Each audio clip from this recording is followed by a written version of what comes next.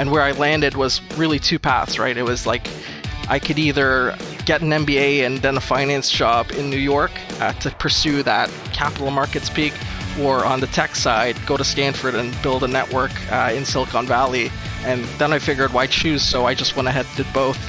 And, I think the bigger point here is you need to always be taking action and making bold moves to better your potential outlook for opportunities, but also be thoughtful of what you stand to gain from doing that publicly.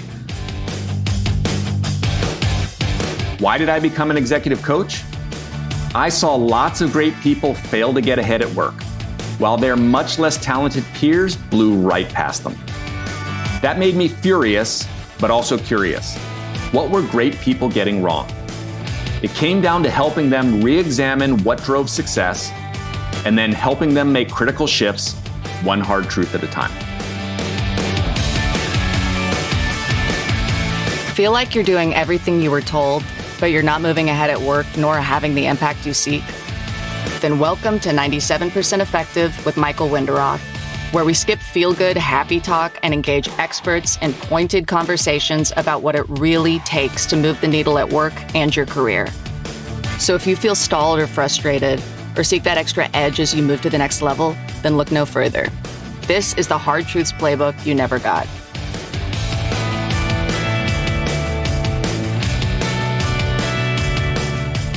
Hi, I'm Michael Winderoth, and you're listening to 97% Effective. Taking the leap. Moving from a fulfilling career in an established company to start your own firm. Lots of us think about it, few do it, and fewer still succeed. I'm excited today to welcome Phil Mohabir, founder of Vivosurgery, which enables medical students to learn virtually from surgeons performing live cases. Phil is an excellent example of how to accelerate your career by making bold but strategic moves that increase your influence and power. His actions dramatically accelerated his career at IMAX and created great career options, which led him to launch Vivosurgery. Phil hails from Toronto, Canada, holds an MBA from the Rotman School of Business in Toronto, where he was a Bregman Scholar, and stood out in the lead executive education program at Stanford Business School. Phil, first, huge congratulations on launching Vivosurgery, and welcome to 97% Effective. That was a great intro. Thanks for having me, Michael. I'm really glad we could make this happen. Yeah, I'm super excited because I know how busy you have been, particularly in the last few months. It's actually a little bit hard to find in-depth information about you on the internet. That may be because you were in corporate and also in stealth mode as you've just launched Vivosurgery. What's one important thing as we get started that you'd like listeners to know about you? I would say, if I want to elaborate a little bit more actually on, why you probably aren't going to find too much on the internet about me, that was very much intentional. I'd say, I don't have a large online presence because for the longest time I felt like I was still finding my voice, finding what my personal brand was. And I think doing that publicly would have forced me to anchor on ideas and positions when it was probably more beneficial to be able to evolve my positions as I was widening my outlook and gaining newer experiences as I was experimenting with things. And for context, I grew up with the idea that peak ambition, or the best thing you could do at your career, is become either a doctor or a lawyer. But after a few years in the corporate world, these two new peaks suddenly emerged in my visage. One was being involved in capital markets. The other was getting into tech entrepreneurship. But unfortunately, on paper, there's this big gap between what my professional experience was and what I would need to have to get access to either of those worlds. And because I'd be starting this journey of changing my outlook later on in my career, I thought it was especially important to stay quietly focused and level up on credentials that could serve as mental shortcuts for people to trust me with access to those two new worlds. And where I landed was really two paths, right? It was I could either get an MBA and then a finance job in New York to pursue that capital markets peak, or on the tech side, go to Stanford and build a network in Silicon Valley. And then I figured why choose, so I just went ahead and did both. And I think the bigger point here is you need to always be taking action and making bold moves to better your potential outlook for opportunities, but also be thoughtful of what you stand to gain from doing that publicly. That's a brilliant point right out of the gate. Thinking about how not to be confined to the pre-written script, and also what might be the shortcuts that you need to make new things happen. I mean, essentially, you've just discussed how innovation occurs, right? It's about how these new ideas are conceived, but also how they gain traction and take off. Absolutely. Let's start with your career at IMAX. So IMAX, for those who are not aware, basically redefined the whole high definition movie theater experience. And you spent a large bulk of your early career there, large organization. Some of the things you did are pretty obvious and par for the course for high achievers, right? You're sharp, you did multiple roles, had great relationships with your bosses, you did great work, you led international development expansion. And of course, this continual learning and curiosity you talked about from your work at Stanford and Rotman. Would love it if you could share, though, some of the very savvy things that you did that some people don't even think about, let alone do, that really helped elevate you there at IMAX. Yeah, I'd say, let's definitely not discount being a high performer, like you said, but those are like the baseline. Those are table stakes, being a high performer. What I found really gave me an edge was really getting noticed by people who were in positions of power. And once I had their attention, making sure I was being noticed for the right reasons. And I had to be very deliberate with my actions to do that. And if I had to really think about the point where my career really accelerated, it started in my desire to get this perfect performance rating at IMAX. And the backstory there is, since I started my corporate career, no matter what operations records I would shatter that year, I was always one shy of a perfect year-end performance review. And when I inquired about this, I learned that I was being curved down, and was told that it's only the top 1% of the company that really gets perfect. And even then, it has to go in front of senior management for approval. And at the end of the day, I was already in the top bracket for bonus eligibility with that curved down score. So I didn't really push. But then, not sure what the drive was. It was more of, I again, back to the curiosity of seeing how far can I take it. I really wanted to get that recognition and get noticed. So I made the bold move of going to my boss and saying, you told me it's only the 1% that gets that perfect score. I want to do that. I want to achieve that this year. Can you let me know what the criteria is? What's your bar? So I know when I've exceeded it. And he actually was very honest in telling me that he didn't himself know what that criteria was. And rather than using that as a reason to stop the conversation and step back, again, being bold, I leaned into it and I said, this is important to me. Could you find out who knows what that criteria is? And on top of that, let's regroup in 2 weeks so we can draw up a plan. And this was me being really agentic towards my own success, not waiting on somebody else to recognize it, but taking charge of again, getting noticed and being seen the way that I want to be seen. So he actually went to my HR partner to communicate this desire. And maybe just a little segue there, I have to say, it always helps having a great boss that wants to see you succeed, and having those internal champions that become allies that take an interest in you performing well and doing well. But this led me to working closely with my HR partner. And this actually, that relationship became this channel where I could take a more active role in spotlighting the value drivers, the bigger value drivers in the organization that I was influencing from my specific decisions and process improvements. And really, this helped me shape my narrative in a place that it mattered, and it allowed me to differentiate myself visibly. And in the end, having those strategic allies was what allowed me to not only get a perfect score at the end of the year, but also get on the radar of senior management as a high impact performer. You've touched on so many points there, and one thing that came through that I'd point out also is not only differentiating and kind of putting people on notice, but almost getting the top people to really take notice and even highlight to you some of the drivers that really mattered to them, or really distinguish the top 1%, almost this kind of co-creation process of things that ultimately were huge impact on the organization. It's kind of beyond any one, person, so to speak. That's right. It's like, I think once you get that confidence that you're going to succeed wherever you go, just because you have the track record for it, you want to go to places where your decisions and your actions can just blossom into even more value for the organization. And it's almost like that noble pursuit is what allowed other people to get on board with the idea and open some of those doors for me. Yeah.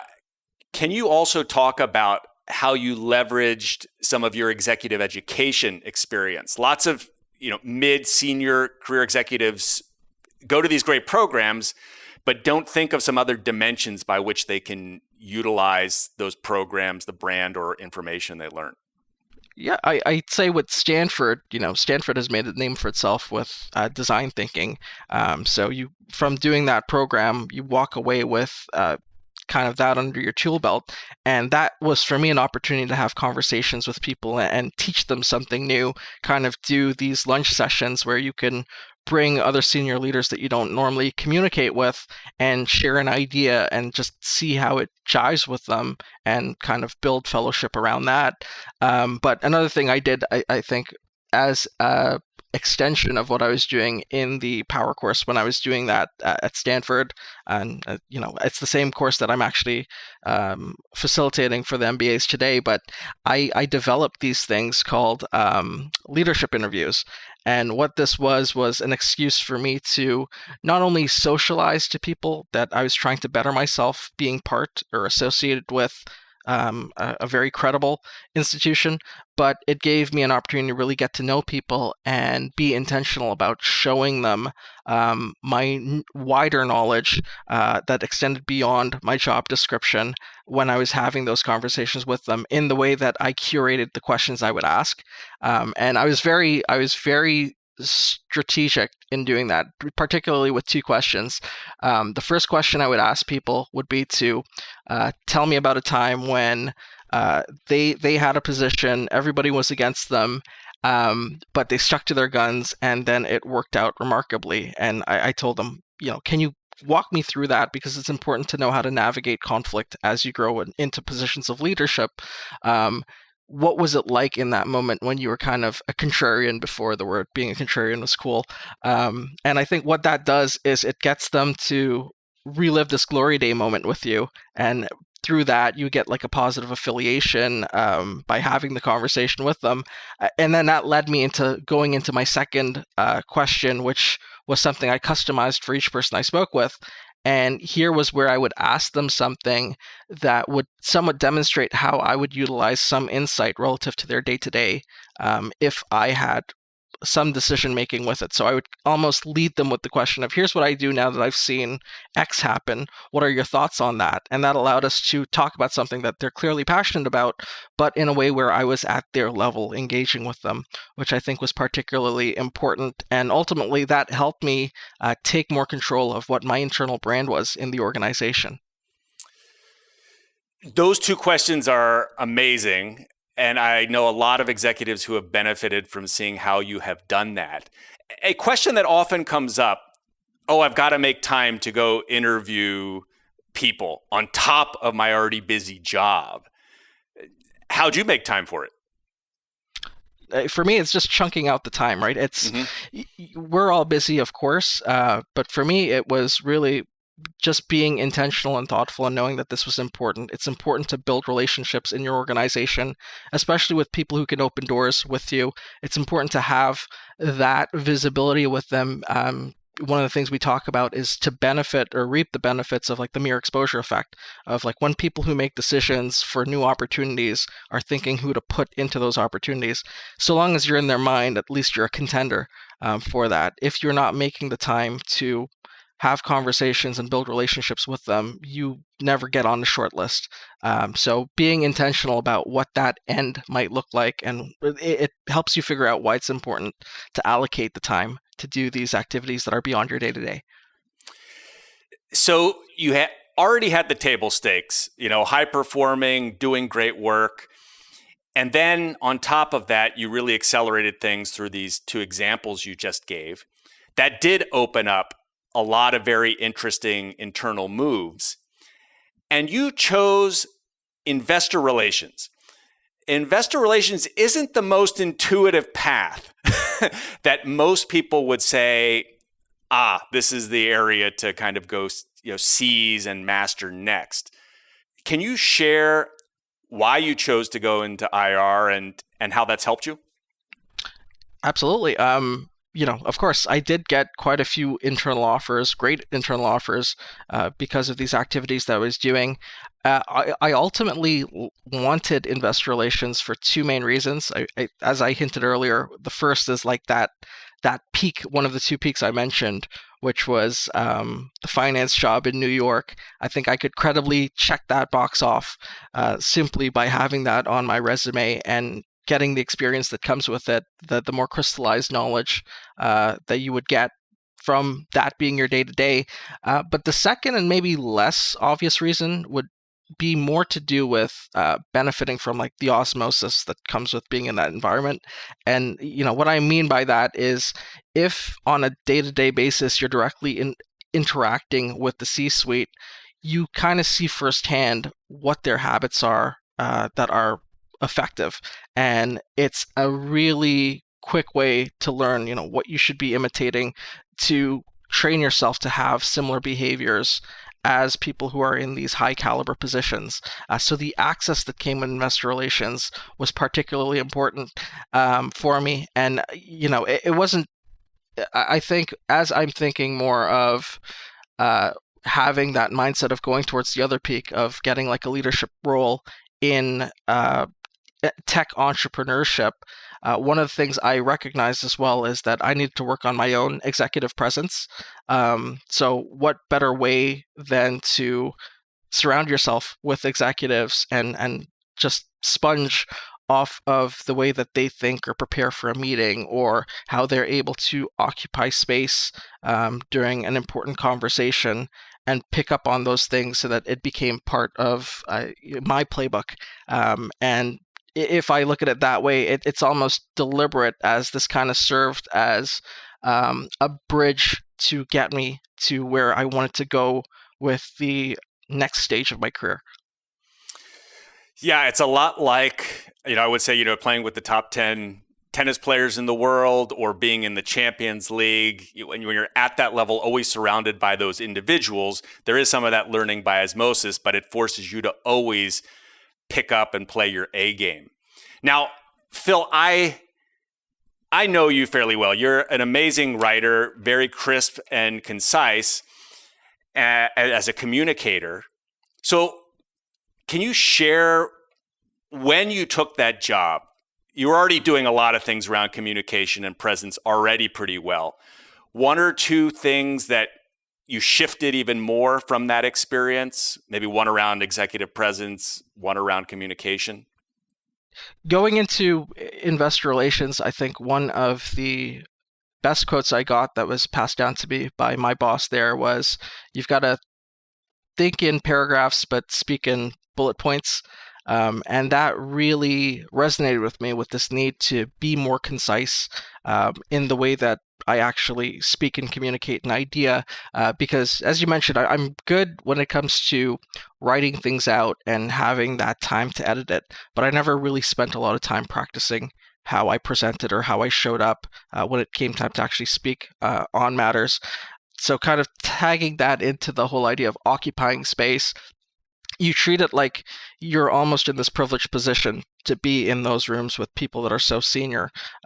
So it's important to be sharp and be really on the point with what it is that you occupy their space with. And that's probably the biggest habit I picked up from being in the IR space that I'm probably going to take with me for the rest of my life at any other place that I go.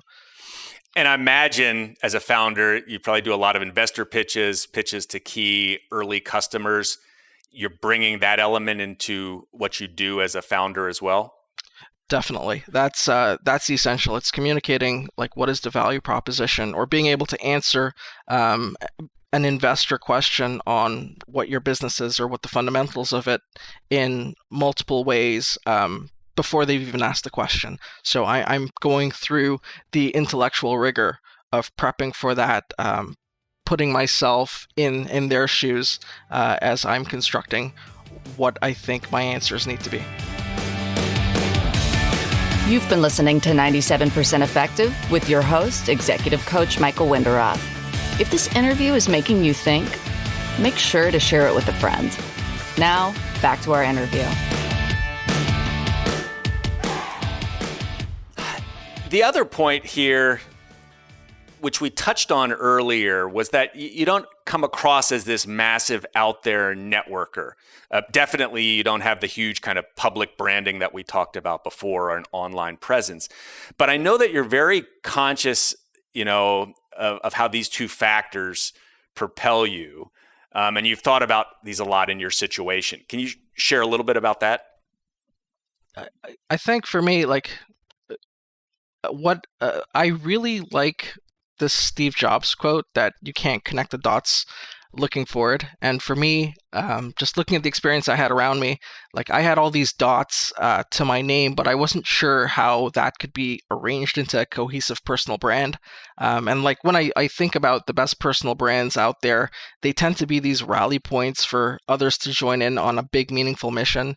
And I didn't think I had that. So I didn't really feel that there was a need to have strong opinions out there, or even controversial ones, to draw attention to me. I was just kind of quietly playing it safe, but paying attention to things. And at the end of the day, it doesn't mean that I wasn't quietly networking to access new types of resources and information behind the scenes. And as I kind of alluded in my earlier remarks, it was like I was in this place where I'm building a wider vantage of what's out there. So if I'm going to see how far I'm going to go, it's in the right arenas. And now, like, I look back on things. So like the whole quote is like, you can't connect the dots looking forward, you do it looking backwards. So looking backwards as I'm connecting these dots, it's almost comical how things have somehow aligned themselves to make sense. You think about it, like with Vivosurgery, I'm leading a surgical training startup that uses technology to democratize access to learn from live operating rooms. And you consider I was a pre-med student with a focus on neuroscience. I got distracted from going to med school because I got into a visual technology company right as it hockey sticked. And then I started moonlighting, instructing online education at Stanford. And then I was like differentiating myself with my MBA because I figured out I had this knack for cross-pollination innovation.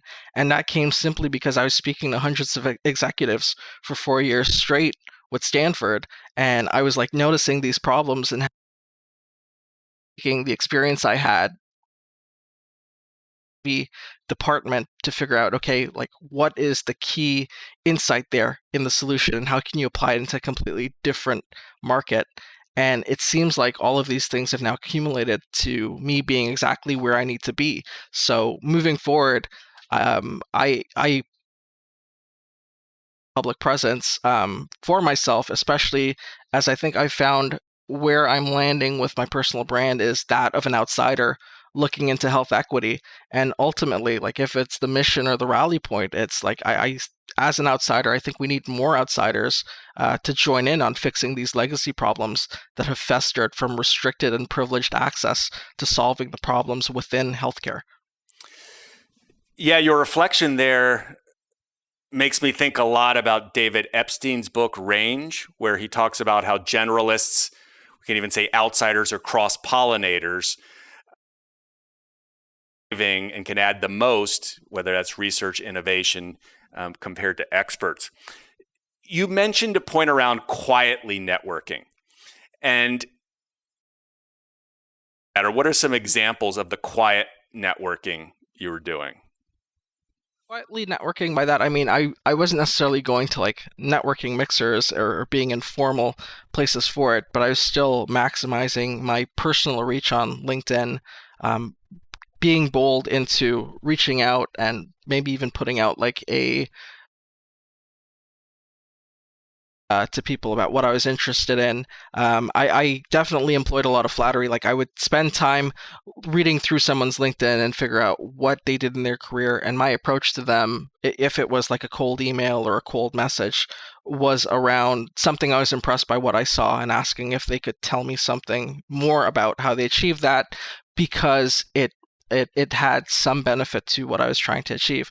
And that allowed me to make more deeper qualitative um, connections. And that's kind of what I needed at that point because remember, the goal was figuring out what's out there so I can learn a little deeper, both broader and deeper. But to a sense, I think I was starting to funnel what my outreach was doing towards the things that I was really liking and resonating well with. So that type of quiet networking served me quite well.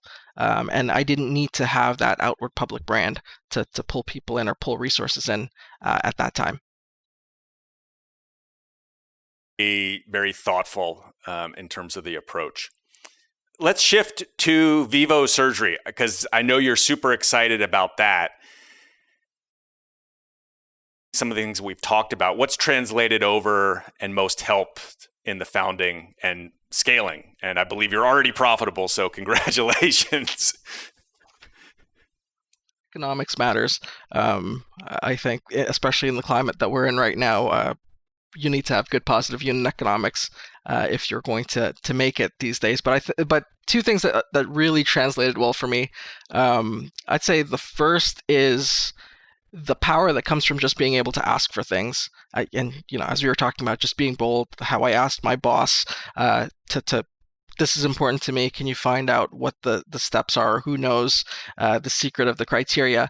This has been like so beneficial for what I'm trying to accomplish with Vivosurgery, asking for things. And the logic there is people are terrible mind readers, and we underestimate their willingness to help us, if nothing else, simply for their own need to see themselves as benevolent.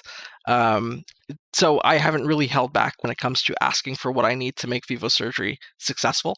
And then the second would be to show up with that same executive presence that I was talking about. Not just be smart, but present yourself with a certain level of authority. What I've quickly learned being in the health space is that there rarely is a single decision maker that you're interacting with. Often it's like a committee decision, and that committee is just being formed to make that decision. So when you're dealing with that type of back and forth, it requires you to show up with a certain level of authority because they're expecting you to, or you're actually expecting them to buy into an idea that doesn't have a precedence or for them to benchmark against. And it's important to not accept no from those committees simply because there isn't a comparable decision. So rather, I spend the extra time to untangle what the core concerns are to ensure there is something in place to mitigate those risks if necessary to ensure that we proceed. Were there also other lessons, influence that helped Vivo get off the ground? It's a little tricky because power is all about breaking the rules, and in the health space, most of the rules are there for good reason. So you have to be a little thoughtful when you're navigating that. And what's really benefited me, and I think what I hinted to prior, is what I learn in terms of how to deal with conflict and setbacks. Everything from internally negotiating the shareholders agreement with my business partners to thinking about what the VCs on the other side of the table would want to see when we eventually raise capital, because part of managing conflict is figuring out what the win-win situation is before you even have the conversation. So that's helped me particularly well, and I'm always looking for mutual wins because of those learnings, and especially as we've de-risked the things that we have, bootstrapping our way to where we are today. That's a really insightful point around thinking about the win-win, yet still breaking the rules. So you mentioned the moonlighting you do at Stanford as an executive coach in executive education. As a coach around power and influence, and working with individuals who are grappling with how to build it, how to come to terms with it. What would you say are the two biggest barriers that most people encounter? If I was to say we assume we've already gotten them past the first big barrier, which is just to be more agentic towards their own success and try out some of these behaviors that they're not necessarily comfortable with for building power and influence, then the two most prominent barriers would be, I'd say first, helping them build up their capacity for tolerating conflict. And then second would be maintaining the momentum of doing these power behaviors when they no longer have the structure of a course to guide them. Yeah, can you say more about those two through that? Conflict, that's the one that comes up the most, and it starts by challenging conflict is, because so many of us see conflict as this binary situation where one side has to win, the other side has to lose. And when you're in an organization, that seems counterproductive. So it's something that management is trying to manage away. So I instead reframe conflict as an opportunity to learn a different point of view, and that ultimately creates a better outcome, taking the best parts of all positions and just doing something that.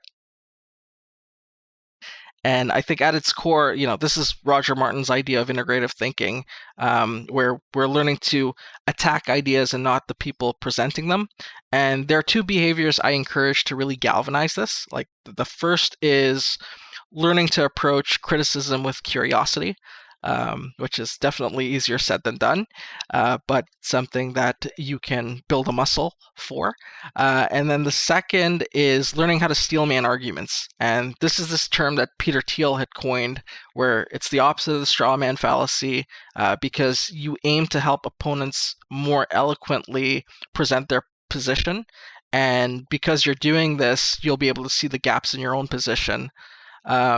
For the momentum second item, I think that's a little bit more easier. I just tell them hire a coach, and I've got a great list of people that I would always recommend to them based on what their desired outcomes are. One of the things I find that is particularly well in this area is kind of this philosophy that I instill, which is, recognizing that a fraction of a percent of your life you're going to be presented with these life-changing opportunities. But you can only capitalize on them if you're prepared for it. So logically, what should you be doing the other 99% plus of times that you don't have these serendipitous opportunities? Well, you should be preparing for it. And that seems to, I think, put some meaning behind the importance of persisting even when there's not a desired result that has been realized. Which is this point around ethics. So as soon as we talk about power influence, most of the examples that first come to mind with people are very negative ones. Dictators, tyrants, some of the CEOs that have run organizations into the ground but have still done well themselves. Any points of view, because this is a really strong point that holds a lot of people back. I won't do this because these are the models I see out there. When you're working with people, any point of view you have here around ethics that you want to raise? In the sense that, I do understand that there's such a negative connotation with power because we are quick to remember how people have abused power in the past. But I think what I try and instill in people is this idea that if we are all being forced to play this game, we should all have equal access to the rules and winning strategies of the game, and to let that remain only available to a select group, that would be what's truly unethical. So that's kind of how I've framed it for people, and it usually gets them over the hurdle of past hurt, even past trauma that has come from abuse of power, and why there is some noble aspect to at the very least, be sensitive to how power works in organization dynamics. And if we go even deeper than that, then it becomes very nuanced and situational with corner cases and trolley problems and dot experiments of whether the end justifies the means. So I think I'll just leave it at that. Have you back in a year or two so we can talk about the things that you've done at Vivo. If we kind of fast forward 2 years, with all the growth, you as the CEO, one of the key executives, the things that you've done to really unleash people's power, but not have some of these kind of corrosive or negative effects occur. Question that I didn't ask here that I should have? No, I'm good. I'm just happy to be a part of this, and I'll definitely take you up on that offer to come back in a year to reflect basically on this conversation and see where we've gotten. So how do people best reach you, Phil, and your work? Students and medical professionals interested in Vivosurgery, we have a waitlist on our website, and that's www.vivosurgery.com. And we currently have students from more than 200 medical schools on there. So there's definitely a high demand for what it is that we're offering. And I'm always looking for surgeons that are interested in making live surgical education more accessible. So if that's you, you can connect with me on LinkedIn. It's Phillip-Mohabir1. There's not a lot of Phil Mohabirs or Phillip Mohabirs on LinkedIn, so it's pretty easy to find me. Phil Mohabir, fantastic to have you. And let's talk in 1 to 2 years about how Vivosurgery has taken off and the things that you've done there. Congrats, and thank you for joining me at 97% Effective. Amazing. Thanks, Michael. Thanks for listening to 97% Effective, where we skip happy talk and help you break through and ascend one hard truth at a time. Help others discover this show. Leave a review and rating wherever you listen to your podcasts. And if you like what you heard, you can get free resources, including the first chapters of Michael's book, Get Promoted, on his website, www.changwinderoth.com. That's www.changwenderoth.com.